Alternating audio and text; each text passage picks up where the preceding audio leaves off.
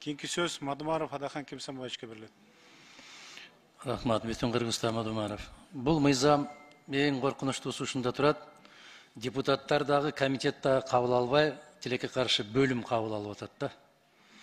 Мына депутаттар бир канча мыйзамды долбоорду киргизишти, баарын четке кагылды. Эмне үчүн деген суроого бирөө да жооп бере албайт. Эмне үчүн деп суроо бердим мен өткөндө комитетте, жооп бере албайт.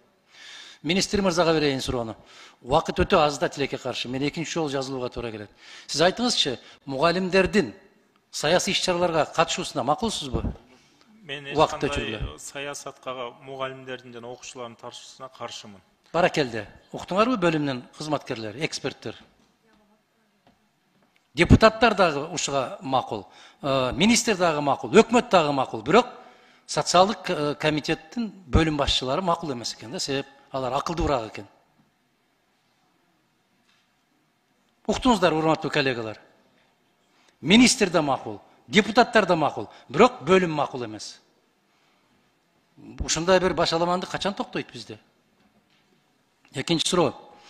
Азыр Дастан мырза айткан суроого жолдош министр, сиз так жооп беришиңиз керек эле. Туура маселе коюп атат. Кыргызстанда болгону 10%дан аз жогорку окуу жайдын студенттери мамлекеттин эсебинен окуп атат. 90%дан ашыгын ата энеси төлөп атат. Анан ошолорду башкарабыз дейсиңерби?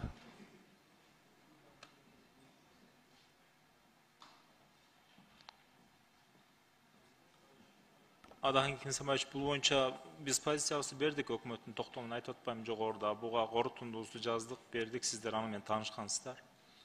Сиз эми ошого каршы экенсиз. Себеби эмнеден көрүп атасыз дегеним.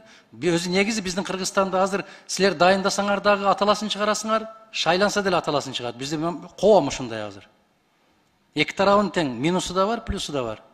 Бирок дайындаганга караганыңарда шайлангандагылардын минусу азыраак. Себеп сизге азыр толгон токой тизмелерди берет. Биздин партиядан, бизге чуркаган, бизге иштеген, ушуну ректор кылып кой деп. Бул бизнеске айланат. Ачыктан ачык сөз бул. Бизнес. Конкреттүү бизнес. Муну бизнеске айландырбоо үчүн колдон келген аракеттерди көрөбүз. Сизге чейин дагы көп аракет кылганда баары кетип калды да. Сизден деле келбейт ал. Коом ушундай деп атпаймынбы? Эмне үчүн сиз макул болбойсуз? Ушу күздө билим берүү жөнүндөгү кодекс мен сунуш кылдым эле. 3 бөлүмдөн турган кодексти кабыл алалы, ошонун ичине баарын киргизели. Эмнеге шашып атабыз?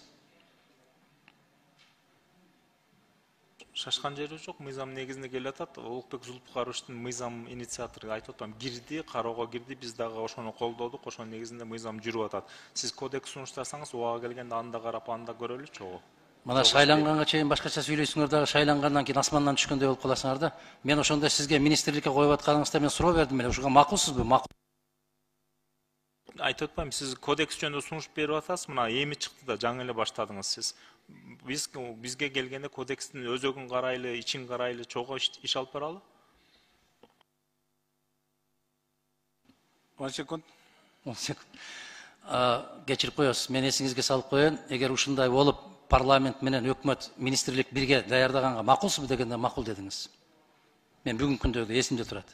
Азыркы күнү мыйзамды и так биз ошондой алып баратабыз. Мына ким Айдарбеков, Чыңгыз Азаматовичтер менен иштеп атабыз бул жерде. Алар группа болуп иштеп, биз менен чогуу иш алып барып атышат.